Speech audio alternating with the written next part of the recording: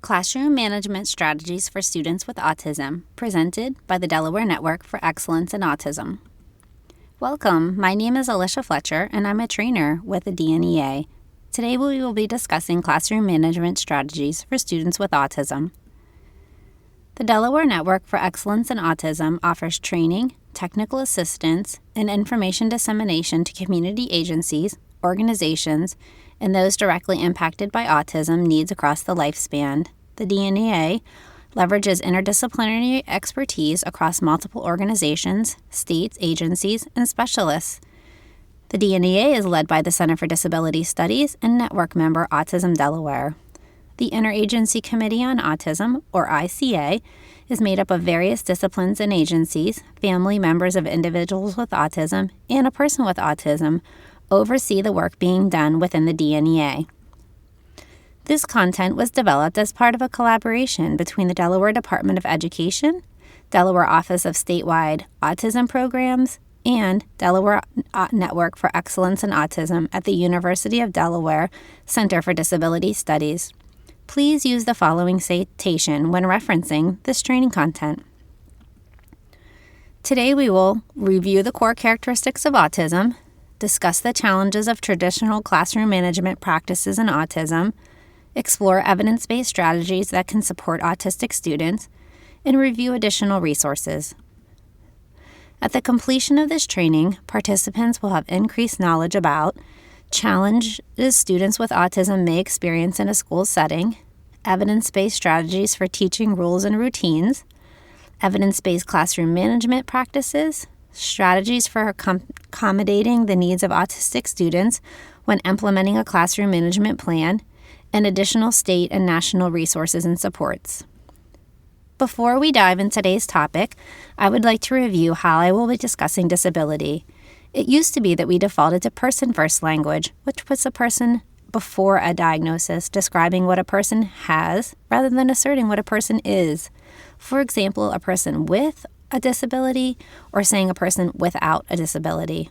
However, many in the disability community have shifted to using identity-first language. For example, saying an autistic student or a disabled person. This language emphasizes that the disability is part of who the person is and is seen as an important and positive aspect of their identity. In this talk, you will notice that I'm going to use both person-first and identity-first language. It is important to communicate respect for people when using either person or identity-first language.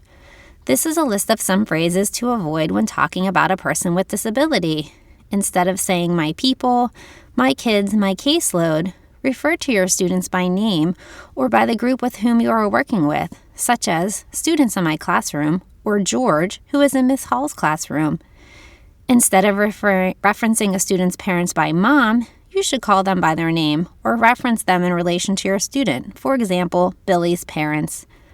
Finally, acceptable alternatives to the disabled or stricken with includes the use of neutral language like they have a disability. Let's begin by reviewing the core characteristics of autism. According to the CDC, the current autism prevalence rate is 1 in every 44 children. Autism is 4 times more common in boys than girls. We don't know what is causing the increase in prevalence, but it could be due to changes in how children are identified, diagnosed, and serviced in their communities, as well as the continued reduction in racial or socioeconomic disparities. Before we discuss common characteristics of autism, it may be helpful to review the different ways autism is described.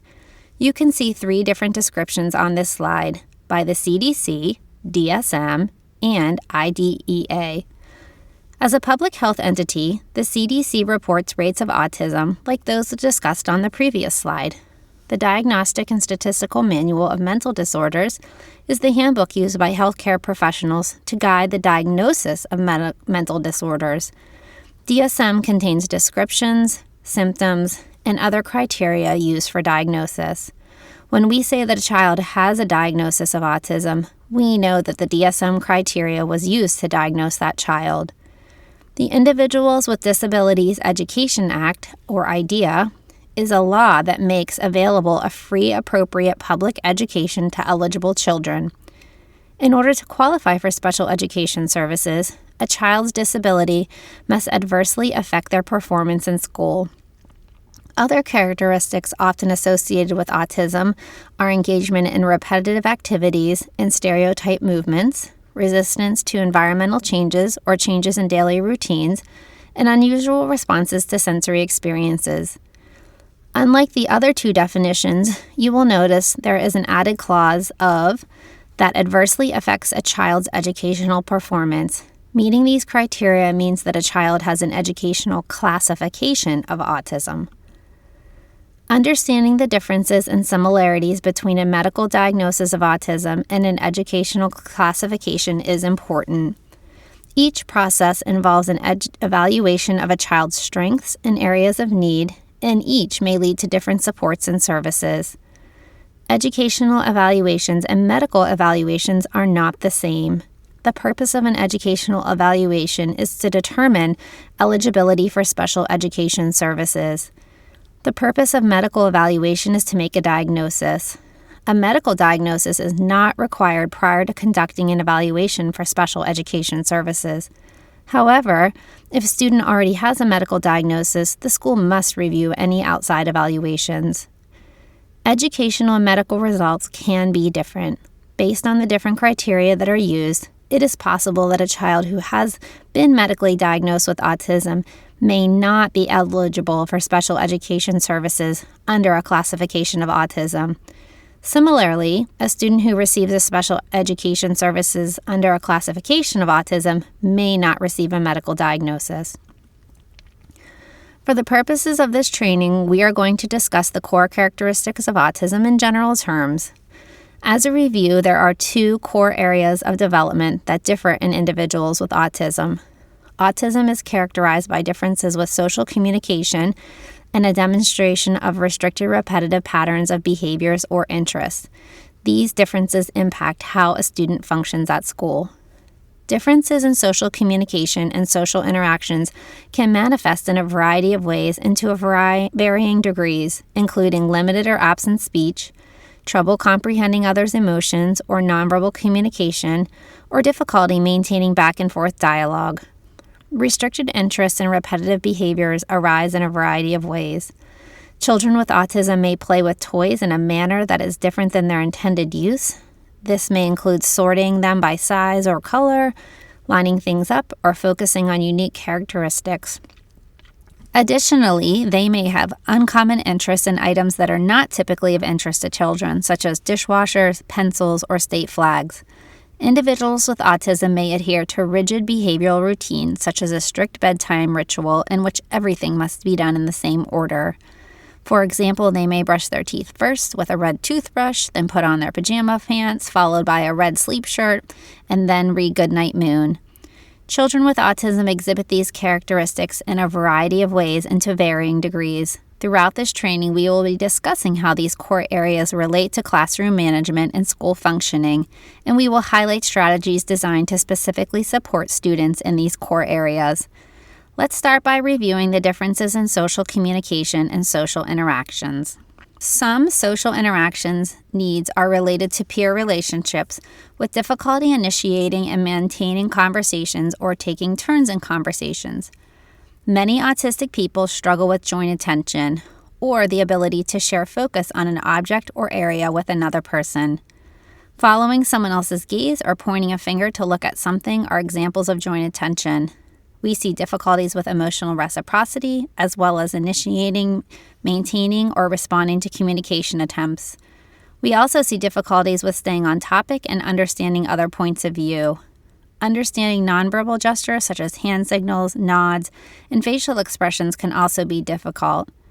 During social interactions, people with autism may make too much or too little eye contact. It is a common misconception that people with autism do not want friends. This is untrue. People with autism desire friendships, but do not always understand or demonstrate the same social skills as their peers in order to make and maintain friendships. Some areas of need and communication skills can be language development slowing or not progressing. A child with autism often will not reach developmental milestones related to communication. Echolalia is the repetitive repeating of words or phrases, such as repeating a question instead of answering it, or excessively reciting from movies, cartoons, or commercials. Expressive communication, or the time it takes to put thoughts into words, may also be affected. Individuals can use varied communication methods. They may communicate using augmentative or alternative communication devices, or AACs, the Picture Exchange Communication System, or PECS. They may also use gestures, switches, or other methods. Individuals with autism may also have difficulty understanding sarcasm or metaphors. It can be difficult to distinguish between a speaker's intended meaning and what they actually say. Telling someone to take a seat, for example, could be interpreted as picking up the chair. The next core area we are going to talk about is restricted repetitive patterns of behavior, interests, or activities. This slide provides some examples of restricted repetitive patterns of behaviors. Individuals with autism may engage in repetitive movements or self-stimulatory activities that soothe or stimulate, such as rocking, twirling, or hand flapping.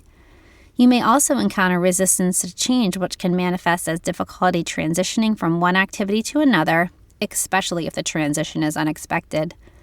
Some people may have specific or narrow interests, for example, specific bands, calendar dates, toys, or TV shows. Autistic people may also struggle to generalize or apply information learned in one setting to another. Often there can be an increased or decreased sensitivity to sensation, like touch, sound, or taste, and that can manifest as narrow eating habits, refusal to wear certain types of clothing or fabric, or covering their ears when exposed to loud noises. As mentioned, many people with autism find it difficult to process everyday sensory information.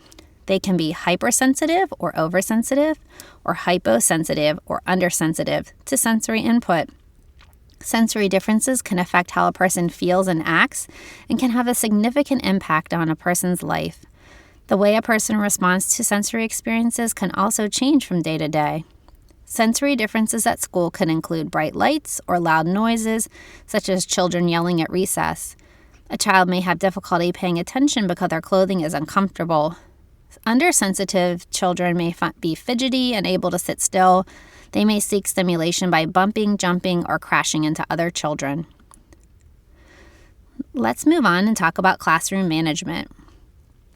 Teachers work hard to make school fun and interesting for students. Many of the aspects of school, like riding a loud bumpy bus, singing during carpet time, or morning meeting, making friends to work with peers, and participating in special events, may be difficult for students with autism. This is because these activities do not align with the strengths of autistic students, but rather those skill areas that may be difficult. Students with autism who have a sensory difference, communication and social needs, or restricted or repetitive behaviors often find these activities to be stressful or even unenjoyable. Let's look at this example. Corey's teacher, Miss Frank, is getting frustrated with Corey. She tells her colleagues that he is even yelling out at the answers of questions or refusing to respond at all. A particular challenging science lesson, Miss Frank approached his special education teacher for help. She explained what happened in class that day. Corey and his class were studying the water cycle. As they reviewed the stages of the cycle, Miss Frank stated, "The stage of the water cycle, when the water drops from the cloud or when the water is," the class answered in chorus, "condensation." Corey was not sure of the answer, so he sat at his desk quietly with his hands folded, smiling at his teacher. Miss Frank continued, "Correct. And what is the name of the part of the cycle when the water droplets fall to the ground as rain or snow?" Corey knew the answer. He loudly and proudly stated, "Precipitation." As soon as he finished his answering, he looked around and his class realized that he did it again. Everyone was silent, raising their hands and staring at him. Miss Frank stated, "I like the way my friends are raising their hands when they have an answer to the question," then proceeded to call in a different student. In this example, we can see how Corey's needs in social communication are impacting his ability to subtle social cues from his teacher. The rest of the class understands that when Miss Frank does not complete a sentence and draws out the vowels of her last word, they are to complete that sentence chorally. also drawing out the vowels in their response. When Ms. Frank poses a question, her students understand that they are to raise their hands and quietly wait to be called upon. As we can see with our example with Corey, there are many ways that the core characteristics of autism can interfere with a student's ability to fully participate in school. As teachers, our job is to make abstract concepts concrete, make the unspoken or assumed explicit and clear, pair or replace verbal information with visuals, provide structure in unstructured environments, make overwhelming environments and situations more calm and predictable. Today, we are going to review some of the very specific ways to accomplish this. Today's training is going to focus on supporting our learners with autism in being successful in these situations through the use of strategies that promote inclusive and accessible learning environments for all. Research tells us that using effective classroom management strategies supports both teaching and learning by building a positive relationship between teachers and students that focuses on preventative rather than reactive strategies for managing classroom behaviors. However, sometimes teachers feel uncertain about how to use preventative strategies. Research has shown a link between teachers' sense of self-efficacy as it relates to classroom management in children with autism and a rate of teacher burnout. Highly effective classroom management includes developing positive relationships with students, using instructional practices that support students' access to learning, effective group management strategies, supportive social skills and self-management strategies, and the use of effective and evidence-based strategies to address difficult behaviors. Let's move on and talk about evidence-based strategies. You may hear a lot about evidence-based practice, but not everyone knows what makes a practice evidence-based. A practice is identified as evidence-based if it has multiple studies to support its use. These studies must be high quality. That is, they must use valid and sound research methods, and they must be published in peer-reviewed journals. That is, other experts in the field have examined the studies and deemed them to be a high quality. It can be pretty difficult to determine if a practice is evidence-based, so a number of clearinghouses exist in the field of autism and education that are tasked with looking at all of the research published on a particular practice in order to determine if it meets the threshold for being evidence-based. Some of these clearinghouses, noted here, also have excellent resources for educators to learn more about these practices. Here in the state of Delaware, the DNEA was established to disseminate high-quality information about evidence-based practices and supports for people with autism across the lifespan. Before we begin discussing specific evidence-based practices, it is important to pause and note how these strategies fit into the larger positive behavior support model. You may be quite familiar with this visual MTSS representation, which shows how Tier 1, 2, and 3 practices are layered to provide increasing levels of support to students who need it. As we move up the pyramid, the supports that are provided are more explicit, more specific, and/or delivered in smaller groups in order to support specific skills. The strategies we will be discussing today are important for all students. However, we will be discussing how to tailor and teach these practices based on the unique learning needs of students with autism. We are going to discuss a number of evidence-based classroom management strategies that can benefit all students, but especially those with autism. These are strategies that can be and should be used in all environments, from inclusive general education classrooms to self-contained environments. Let's start by discussing expectations, rules, procedures, and routines. Before we dive into our discussion, it's important that we establish a common language. Expectations are typically school-wide, and they are outcomes that we would like to see in a school environment. All students, but especially students with autism, may not know what be respectful looks like. As adults, we know in a school setting that means raise your hand, listen to the speaker, follow direction, and use an appropriate voice level. These are all rules.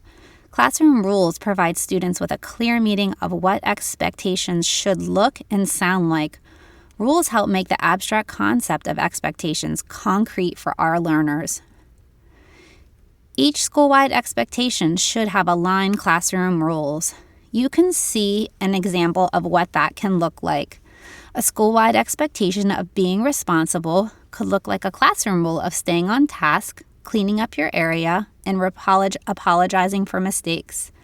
The school-wide expectation of being respectful can be classroom rules of raise your hand, listen to the speaker, follow direction, using appropriate voice level. The school-wide expectation of to be safe could be classroom rules are walk quietly and keep hands and feet to self. When writing classroom rules, they should be positively stated, clear and understandable, concrete, simple, observable, and measurable. Research tells us that rules are more effective when they are developed in conjunction with students. For students with autism, this may be difficult. However, we can use strategies we use to teach other concepts to support our autistic students. For example, we can provide concrete choices or use visual supports to explain potential rules. Here are some examples and non-examples of classroom rules. You can see that the non-examples are vague, unmeasurable, and subject to interpretation. In contrast, the examples are explicit, unambiguous, and indisputable statements of appropriate behavior for the classroom. It may seem that rules alone are all you need to make the abstract concept of school-wide expectations concrete for students with autism, but let's get back to Corey. In Corey's school, they have 3 expectations for all students: be respectful, be responsible, and be safe. Each time that Corey called out or failed to respond corally with his peers, Corey's teacher noted that he was not following the school's expectations that students be respectful because he was not following the classroom rules or following directions or raising his hand. Corey is confused as to why his teacher thinks he is disrespectful and is worried he is going to continue to get in trouble or, worse yet, get recess taken away. Corey does not know why his peers seem to understand this unspoken rule of when to call out or when to raise their hands, he who does want to be successful in school. This is why it's so important that we have a dependable system of rules and procedures in place. Procedures define the steps needed for accomplishing classroom tasks. Procedures should be taught to students. For students with autism, we may need to use specific instructional strategies to support the acquisition of new procedures, and we'll get to those in a minute. As students become proficient in procedures, they become routines. Remember, our core characteristics of autism, specifically restricted or repetitive behaviors, students with autism thrive when they have routines. Routines provide a safe and predictable environment for students and support them to be engaged with learning. Students with autism often need to have more rules and routines. Just like classroom rules, calming strategy and behavioral expectations can be posted in classrooms and easily accessible for students' use. This assists the students' use of the strategies and promotes their independence, as it may require less prompting from staff. For example, the Incredible 5-Point Scale was developed by Carrie Dunbar and Mitzi Curtis. It's a behavioral strategy that provides a visual representation of social behaviors, emotions, and abstract ideas. It promotes self-management of behavior and emotional regulation. This strategy makes abstract concepts concrete and personal belonging with breaking a target behavior into specific parts. Each part is assigned a number and or a color. The staff, along with the student, label the parts. Staff then discuss with the student when it's appropriate to be at each place on the scale. Using this strategy must be practiced with the student and revised as needed. The images on the slide show several examples of the Incredible 5-Point Scale. Again, the parts can be individualized as you see in the examples to meet the needs of the student. Let's move on to talk about some evidence-based practices for teaching rules and routines. I would like to start by reviewing prompting and reinforcement. Before we begin exploring these evidence-based practices, let's remind ourselves of the ABCs of learning. In order to elicit or teach a desired behavior, B, we adjust antecedents, A, and consequences, C. Learning is a change in behavior as a result of an experience. Behavior is what we do in response to things and events around us at any given time. It makes sense that as an individual interacts with their environment and accumulates experiences, behaviors will change, or in other words, they will learn. When we talk about teaching, we are talking about changing a student's behavior or helping students learn new things. This relates to the ABC model because behavior is shaped by what happens in the environment and occurs in a sequence, the ABC model. This learning can occur naturally. For example, a child touching a hot stove and getting hurt and learning not to touch. But sometimes we need to be very explicit about teaching these behaviors to students. As teachers, we have the opportunity to influence how behavior is shaped by purposefully altering aspects of the environment, specifically antecedents and consequences. When we think about the entire process of learning ABC, it's important to understand all the components work together. We pair prompts with teacher cues, sometimes referred to as the discriminative stimulus, so the student knows what to do. The teacher's cues, the stimulus, is what the teacher does to elicit a desired behavior. For example, this could be giving a student verbal direction or presenting a student with a worksheet.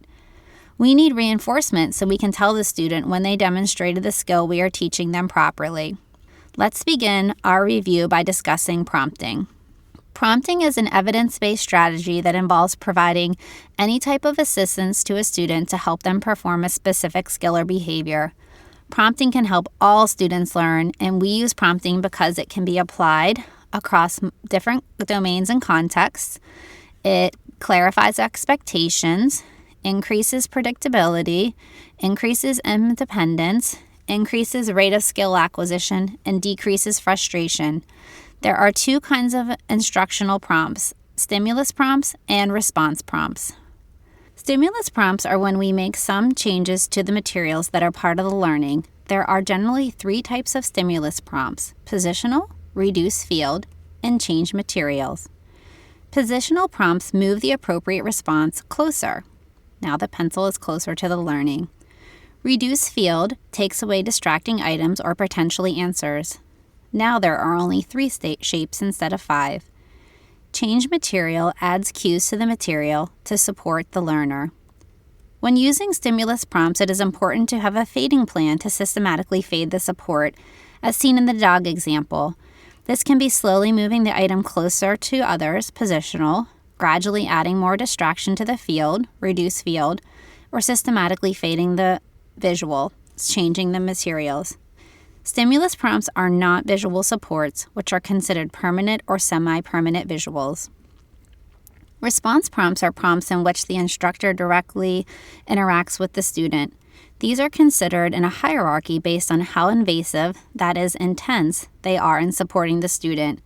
We always want to aim to use the least invasive prompt that will guarantee a correct answer in order to promote the greatest degree of independence. This is called a controlling prompt. It is important to note that verbal prompting can be one of the most difficult prompts to fade, so it is important to carefully monitor its use and have a clear fading plan in place to ensure a student does not become prompt dependent. There are 6 different types of prompting procedures: least to most prompting, most to least prompting, gradual guidance, simultaneous prompting, constant time delay, and progressive time delay. Prompting procedures offer teacher an evidence-based process for using and fading instructional prompts. You are probably very familiar with these procedures. However, if you would like to review these processes, please visit the DNEA webpage for additional prompting resources and tutorials.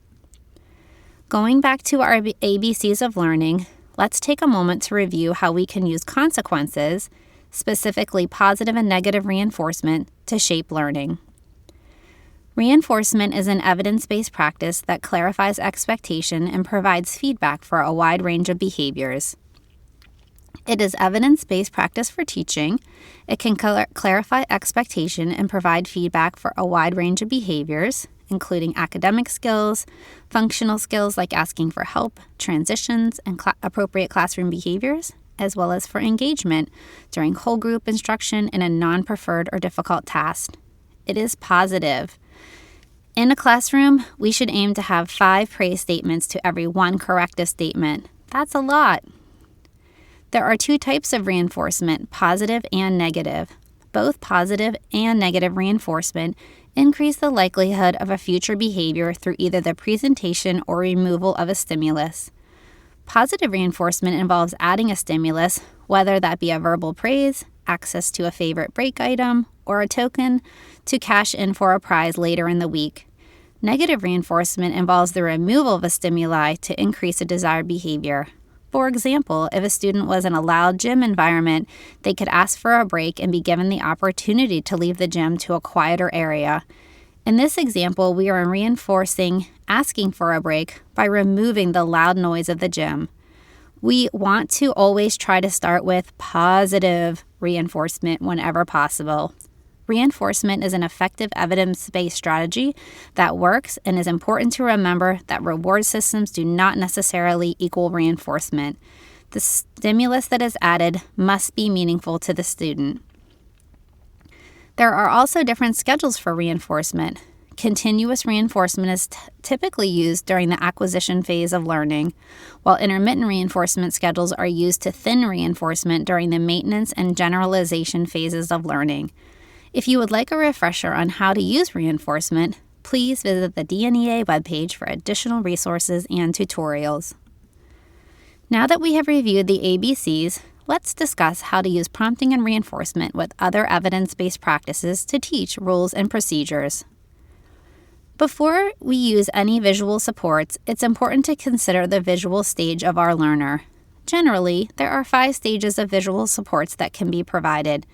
It is important that your visual support incorporate materials aligned with your learner's visual stage. When you introduce text, you will want to make sure your student is able to read and comprehend it. Pairing it with an image and fading that image over time can be helpful. Here's an example we are probably all very familiar with: visual schedules. Left to right, you can see the object stage, photo stage, picture stage, and text stage represented across different students' schedules. You can also see how this schedule can be adjusted to be age-appropriate, such as the text and image version on Ms. Isabel's schedule, which would be appropriate for a middle or high school student, or the color-coded text calendar at the bottom right on the page, which would be appropriate for a high school student.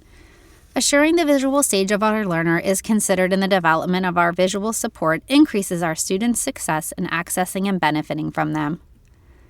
In addition to the visual stage, there are other considerations that should be made when developing a visual support. It's important to think about the language level and reading ability, the learner's age, the learner's fine motor skills or ability, and other visual and cognitive behavioral needs. Earlier, we introduced the incredible 5-point scale created by Carrie Dunburton and Mitzi Curtis. Here, you can see that the scale has been modified for students based on their visual stage, as well as the personal factors such as their age and need. The design of the visual includes the scale, colors, and use of words or pictures should be individualized per the needs of the given student. These include adjusting the images to look more like the child, using age-appropriate imagery, and of course, targeting the scale to match specific target behaviors. Left to right, the first 2 versions would be appropriate for younger learners, as it includes pictures that are more cartoonish. The right 2 versions would be appropriate for older students, as the imagery is not based on color coding or numeric systems, rather than pictures. There are 4 different categories of visual supports. We have already been introduced to visual schedules. They are best suited for students who have difficulty understanding changes. Remembering autistic students often have rigid or restricted behaviors, visual schedules create a concrete and predictable overview of a student's day. Similarly, visual timers make the abstract concept of time more concrete by showing students visually how time passes. They're a wonderful tool to help use in conjunction with schedules to show students with autism when a preferred activity may be ending or when to expect a transition. Visual boundaries and cues are our other 2 categories of visual supports. Boundaries can help students understand the different areas of your classroom and what activities occur there.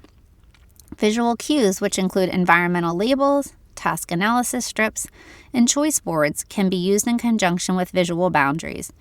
In a classroom, they can support students' understanding of the materials that are available to them, choices of activities in a center, Or steps 2, engaging in different centers in the classroom, such as selecting a book from the class library, putting away supplies, or completing independent work bins.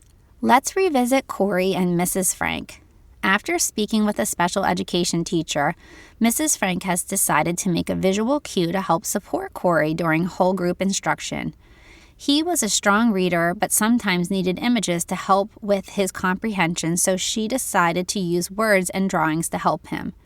She created 2 if-then cards and taped them to Corey's desk. They read, "If Miss Frank makes a statement and pauses, then I answer out loud."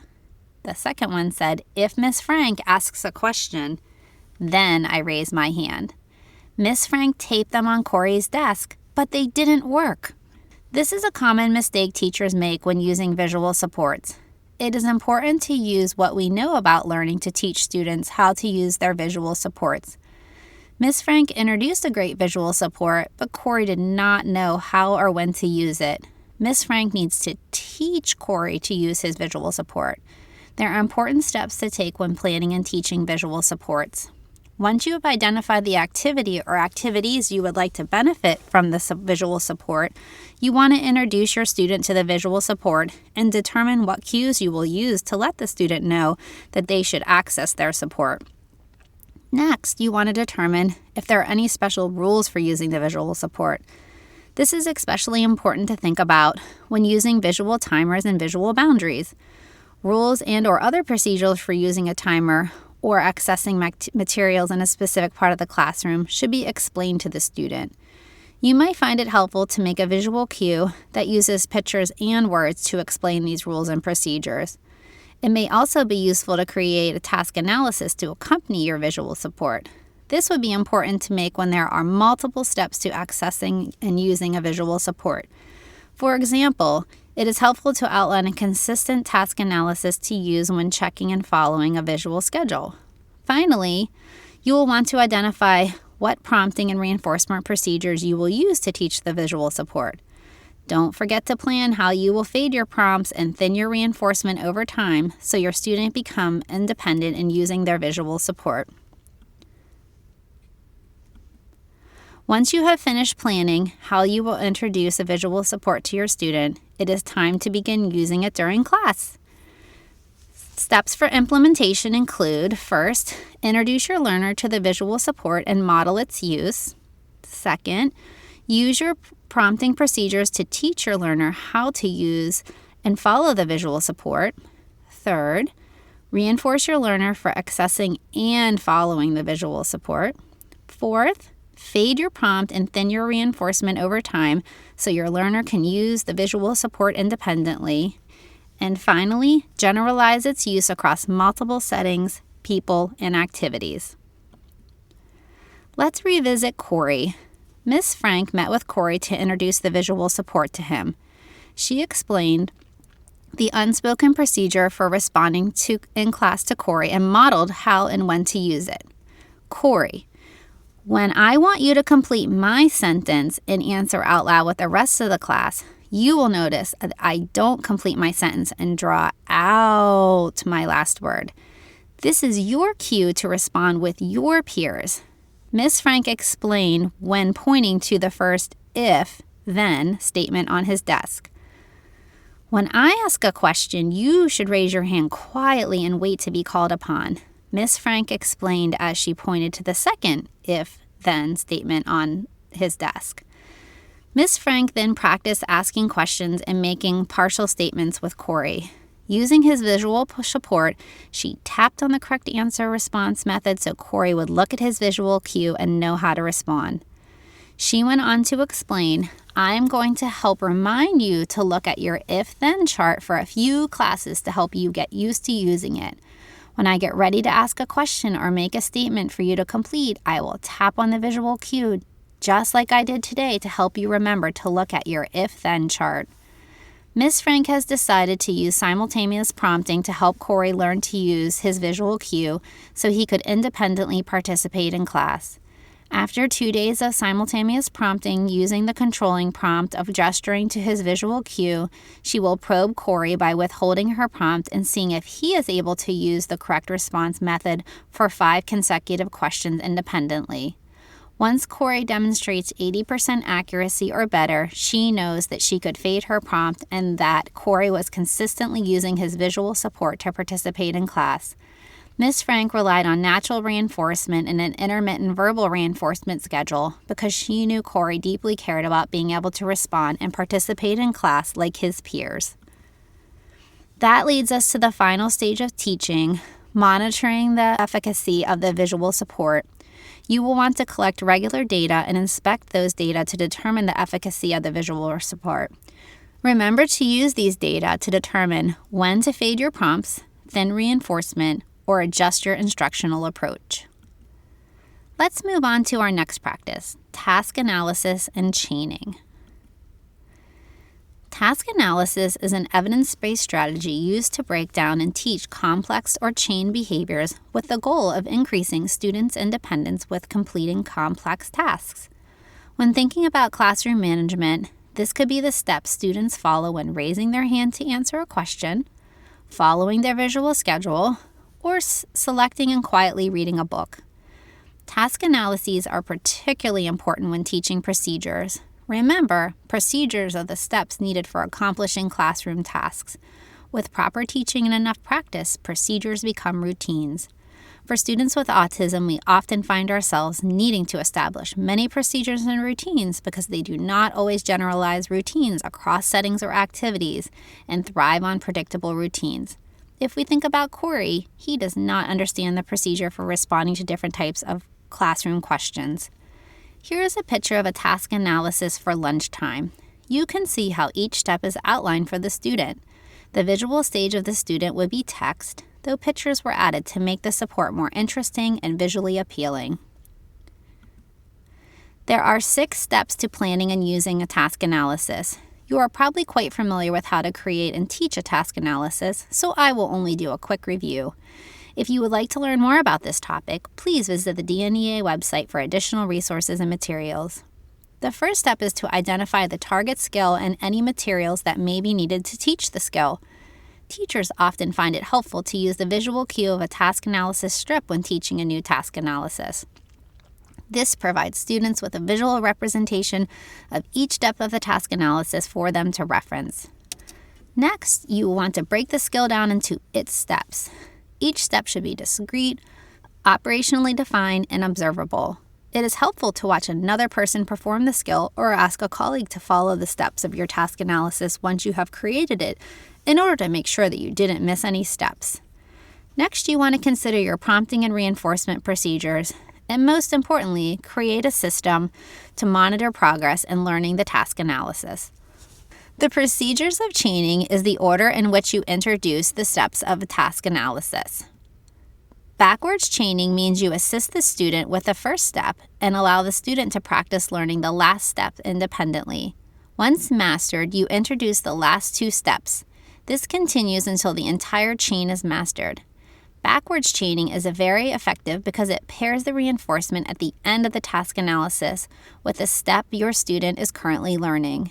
The student experiences success immediately because they are doing the last step and then immediately accessing reinforcement. Forward chaining also teaches steps of the chain one at a time. However, in this process, you begin by introducing the first step to the student while completing the remaining steps for them. Once the first step is mastered, you continue to require the student to complete that step, begin prompting second step, and then complete the rest of the steps for the student. You repeat this process until the student masters all of the steps of the chain and can be completed the task independently. The benefit of this method is that student is learning to perform the task in order it was intended from beginning to end. Finally, total task chaining targets all the steps of the chain at the same time. This is particularly good for long chains or chains where multiple random steps are already mastered. It is also used to teach functional skills to learners. While all chaining methods are proven effective, results from some comparison studies have favored total task. There is no hard and fast rule for which method to choose, though certain tasks naturally lend themselves to different cheating types, and students may also have preferences for one type or another. Let's conclude this section by discussing our last practice, modeling. Like all of our strategies, it is important that we accompany model with careful planning. Before using modeling, you must ensure that your student has the necessary prerequisite skills. They should be able to imitate others, sustain their attention long enough to view a model, and have mastered some components of the target skill. Once you know your student has these 3 prerequisite skills, you can begin planning and using the practice of modeling. The first step in modeling is to operationally define the target skill or behavior, or the steps of the chain. Next, determine if the model will be used as a prime or a prompt. Next, determine if modeling will be provided in person or as a video. Next, identify and train models, gain parental consent if using videos. Next, determine when skills can be practiced and videos can be viewed, if that applies. Next, select prompting procedures and reinforcement that will be used. Next, identify permanent supports that may be needed. And finally, select a data collection procedure. As you can see, modeling can be done live or using a pre-recorded video. Additionally, whenever possible, you should use age-appropriate peer models instead of an adult. I want to take a moment to review 2 types of modeling procedures, modeling as a prime and modeling as a prompt. When modeling as a prime, we model for the student every time we want them to display the behavior. This is typically done by delivering the teacher cue that will be used to elicit the target behavior, cueing for the student to observe the model, and demonstrating the behavior for the student to copy. If the student does not respond to the model, a controlling prompt can be used to assist the student. When modeling as a prime, you are priming the student with a model so that they can successfully demonstrate the behavior on their own. Let's think about Corey. If Ms. Frank were to use a modeling as a prime, she may select a peer model who sits next to and can cue Corey to attend to how his peer was responding each time she posed a question or paused her speech to have the students respond chorally. Corey would know to look at his peer to help make sure he was responding in the correct format until he mastered this class procedure. Modeling as a prompt is a little different. When modeling as a prompt, you deliver your instructional cue and wait for your students to respond independently. If they do not respond on their own, then you can model the behavior using a controlling prompt, if needed, to help your students display the behavior. This is an effective prompt to use when modeling is needed on an as-needed basis. There is a lot of exciting and emerging research supporting the use of video modeling for students with autism. Video modeling can be used as a prime or as a prompt and allows us to use students' existing technology, such as iPads or cell phones, to access the video models. A few important things to remember if you decide to use a video model. You may need to prompt a student to attend to specific features of the video. You may also need to prompt and reinforce your student to attend to the video when first introducing a video model.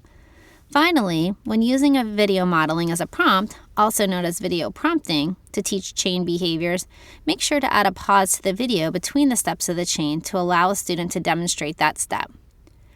We're going to watch a minute of this video. It's a good example of a student being independent and in charge of her personal belongings by using video self-modeling to prepare for her next class. I have to get ready to go to my next class.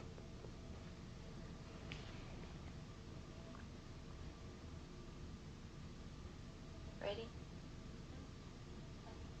Now I have to get ready to go to my next class. Turn in my classwork.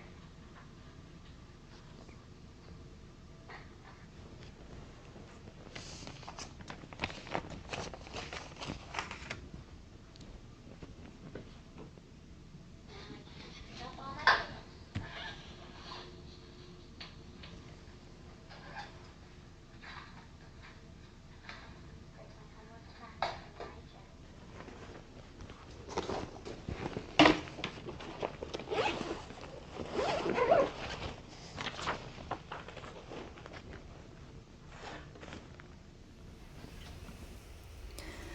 The final set of evidence-based strategies that we will discuss today involve discussing ways to adjust common classroom management strategies for students with autism. Let's begin by discussing the environment and active supervision techniques. There are several guiding questions that we must follow when planning any classroom environment. We want to consider the number of students and how we want our students seated or grouped.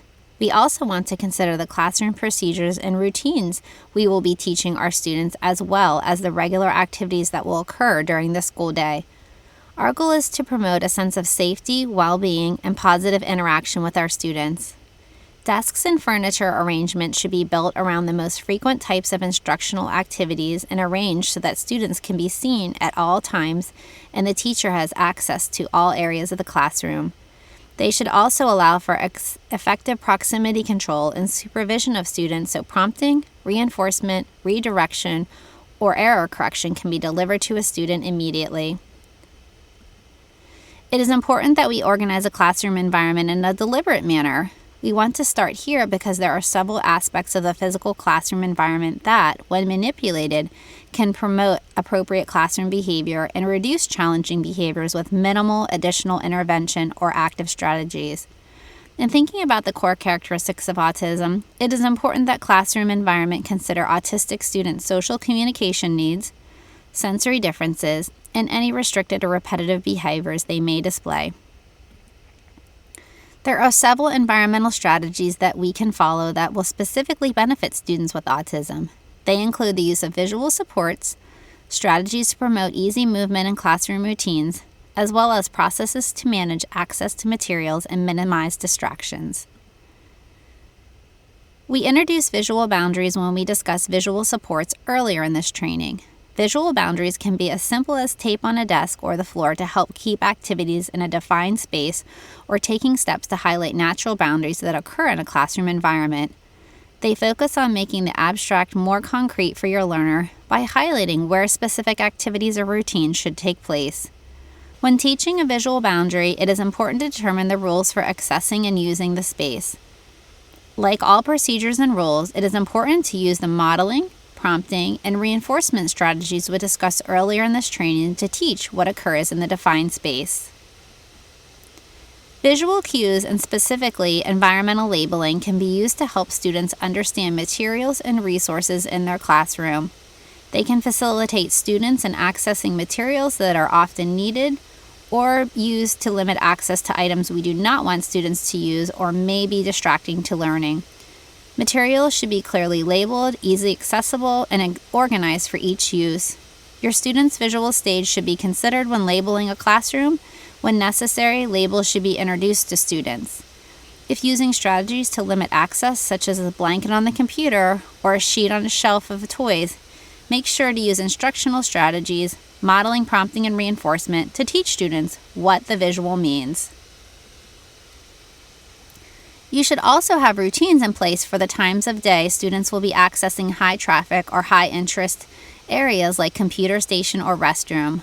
Like discussed earlier, using task analyses, prompting, and reinforcement to teach these procedures so they become part of the normal classroom routine. All adults who work in the classroom should be familiar with these rules and routines. Make sure your classroom structure considers student safety and allows for effective supervision and proximity control. Adults should be able to see all students at all times so they actively monitor student learning, responses, and needs, as well as deliver responses to behaviors such as positive reinforcement or error correction. Finally, consider how your students' characteristics of autism will impact how they interact with their learning environment.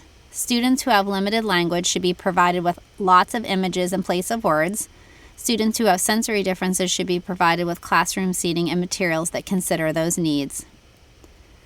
Earlier, we discussed the importance of establishing classroom rules. However, these rules may look different during different classroom activities or subsettings. Additionally, students with autism may have difficulty generalizing rules across settings or activities. For example, the rule of use an appropriate tone of voice may be difficult for a student with autism because difficulties with social communication skills may impact their ability to know what appropriate looks like in different settings. The color wheel system is one strategy for assisting With this, the color wheel strategy incorporates multiple sets of classroom rules, for example, green rules, yellow rules, and red rules, designed to provide specific behavioral expectations for different classroom activities. The color wheel can be introduced to students as follows. This is the color wheel. We are going to use the color wheel to help us know what we are supposed to do during class. The color wheel has 3 colors, red, yellow, and green. Each color has a different rule. Red is for when I need to be very quiet and listen to the teacher's instructions. My red rules are eyes on teacher, in seat or spot, and no talking. When on red, I will have my eyes on the teacher, be in my seat, and not talk. Yellow is for when I am doing work or learning from my teacher. Yellow rules are inside voices, hands and feet to self, eyes on teacher, and follow directions. When on yellow, I will use my inside voice, keep my hands and feet to myself, keep my eyes on my teacher or work, and follow directions. Green is for when I am working in a group or I have free time. My green rules are hands and feet to self, inside voices, and follow directions. When on green, I will keep my hands and feet to myself, use my inside voice, and follow directions. My teacher will tell me when we will move to a different color. My teacher will change the color on the color wheel so I will know what rule to follow. If I forget the rules, I can look at the poster on the wall. They will tell me what to do. I like using the color wheel. Earlier, we discussed the importance of establishing classroom rules. However, these rules may look different during different classroom activities or subsettings. Additionally, students with autism may have difficulty generalizing rules across settings or activities. For example, the rule of use an appropriate tone of voice may be difficult for students with autism because difficulties with social communication skills may impact their ability to know what appropriate looks like in different settings. The color wheel system is one strategy for assisting with this. The color wheel incorporates multiple sets of classroom rules, for example, green rules, yellow rules, and red rules, designed to provide specific behavioral expectations for different classroom activities. The color wheel can be introduced to students as follows. This is the color wheel. We are going to use the color wheel to help us know what we are supposed to do during class. The color wheel has 3 colors, red, yellow, and green. Each color has a different rule. Red is for when I need to be very quiet and listen to the teacher's instructions. My red rules are eyes on teachers, in a seat or spot, and no talking. When on red, I will have my eyes on teacher and be in my seat and not talk. Yellow is for when I am doing my work or learning from my teacher. My yellow rules are inside voices, hands and feet to self, eyes on teacher, and follow directions. When on yellow, I will use my inside voice, keep my hands and feet to myself, keep my eyes on my teacher or work, and follow directions. Green is for when I am working in a group or have free time. My green rules are hands and feet to self, inside voices, and follow directions. When on green, I will keep my hands and feet to myself, use my inside voice, and follow directions. My teacher will tell me when we will move to a different color.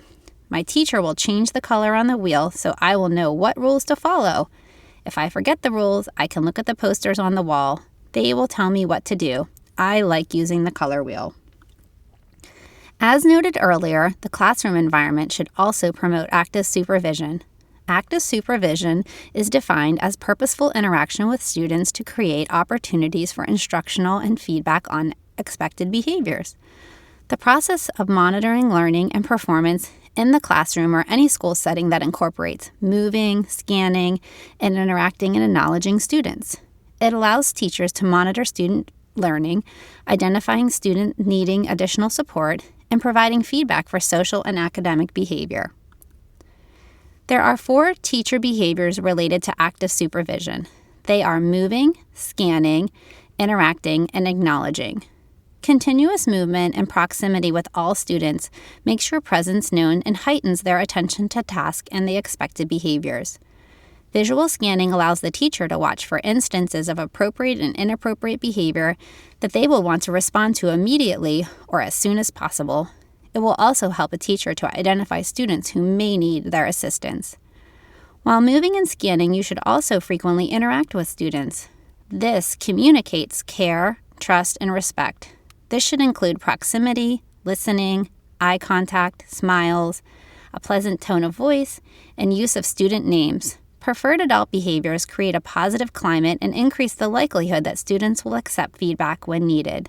Frequent interactions can also include the use of pre-correction. After interacting or assisting a student, taking the time to remind them of the behavior immediately expected increases the likelihood of a favorable student outcome.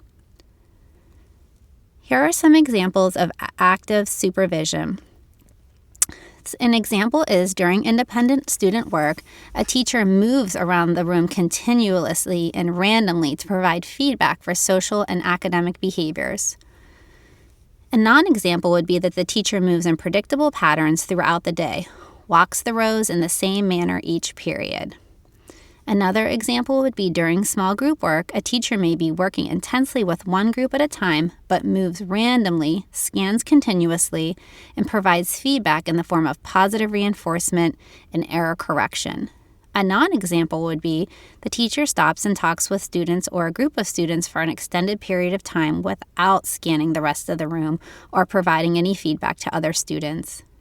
Another example is during teacher-led instruction, the teacher frequently does a visual sweep of the class, making sure that all students were within constant sight.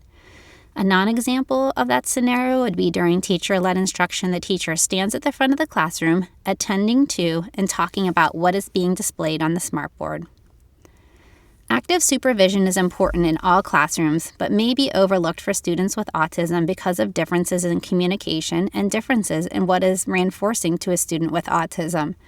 Therefore, it is important that when you are engaging in these 4 behaviors, moving, scanning, interacting, and acknowledging, you are doing so in a manner that is meaningful to your students.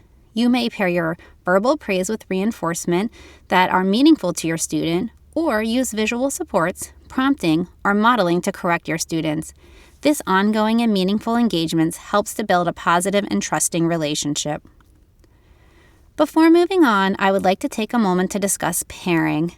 On occasion, you will have a student who does not have a positive relationship with a teacher, a new classroom, or a school in general. At the beginning of this training, we discussed how many of these things make a school interesting and fun for some students, but can be stressful or overwhelming for a student with autism. We also know that students with autism may have specific interests that are different from their peers without autism. In these cases, you may need to use pairing to help build rapport with your students. Pairing is a behavioral term used to describe the process of establishing rapport and building positive relationships. The teacher can be thought of as a neutral or positively aversive stimulus to some students. Many students with autism, because of their social communication differences and many demands of the school, may not find their school classroom or teacher reinforcement. In contrast, other things such as preferred items, activities, or the absence of demands in work may be very reinforcing or enjoyable to the student. Pairing involves delivering the preferred reinforcements non-contingently without any task demand, unless the student is engaging in challenging behaviors. Ideally, after the teacher and environment are repeatedly paired with reinforcement, the teacher and environment become reinforcing. They go from a neutral stimuli to something the student enjoys. Taking the time to pair at the beginning of the school year is important for many students with autism. Even though this graphic says after, it should be an ongoing process, hence the asterisk, depending on the student situation. It may also be helpful to do some pairing regularly prior to instruction or in other potentially challenging situations. Let's move on to opportunities to respond.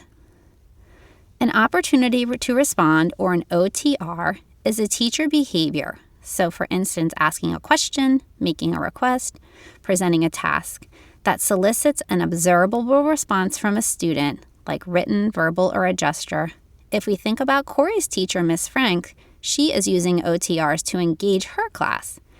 There are 3 components to effective OTRs: identifying the context or skill to be targeted, preparing an extensive set of questions or prompts that offer student practice with the material, and leading the session with a high rate of questioning, rapid student responsive, and immediate teacher feedback.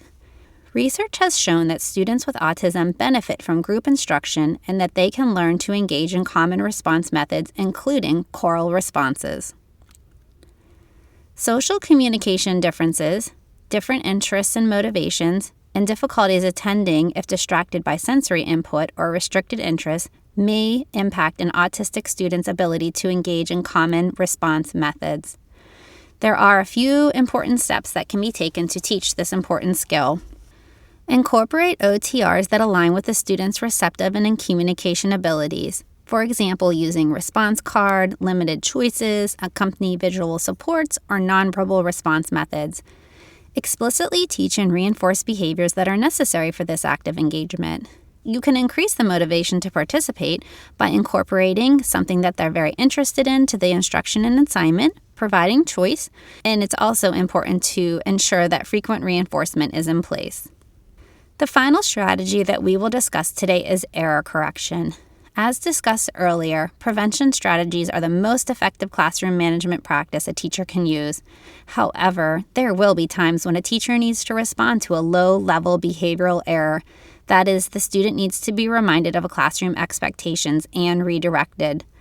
While this is not the focus of today's talk, there will be occasions when we need to address very challenging or difficult behaviors. There are specific strategies that should be used to address challenging or difficult behaviors. Those strategies focus on identifying the function of the behavior and designing a comprehensive behavior plan that will not be discussed today. Providing specific and contingent error correction. Error correction is an informational statement provided by a teacher or other adult following the occurrence of an undesired behavior. It is contingent, which means it occurs immediately after the undesired behavior, and it's specific. It tells the learner exactly what they are doing incorrectly and what they should do differently in the future. And it's brief, after redirecting back to the appropriate behavior and moving on. Some specific and non-specific error contingent correction examples. Here's an example of John. John, when we play with the toys, they need to stay on the ground and be used to have fun with all of the friends.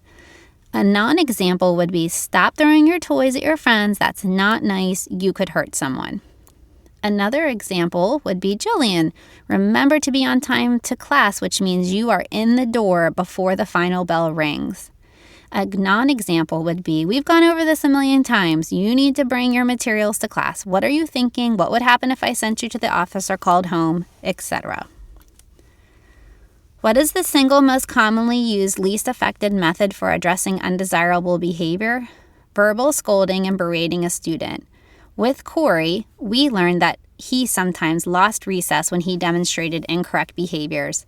The appropriate steps to error correction are: respectfully address the student, describe the inappropriate behavior, describe the expected behavior, prompt the student to display the correct behavior with feedback, and disengage and redirect back to work. For students with autism, we may need to pair this error correcting with a visual cue to show the expected behavior. Specific prompting procedures when redirecting a student to display the appropriate behavior, and additional reinforcement when the student corrects this behavior. Thinking about Corey, Ms. Frank may find that she may need to occasionally correct Corey's calling out behavior. In the past, she made comments to the other students' behavior but ignored Corey. Many students with autism may not pick up on this abstract social cue and would benefit from direct and clear redirection. Mrs. Frank could kindly state, Corey, it looks like you called out a response to my question instead of raising your hand. Remember that when I ask a question, you should raise your hand and wait for me to call on you. You can reference your if-then chart to remind you. Ms. Frank can gesture to his chart and make sure Corey looks at it before continuing with the next question.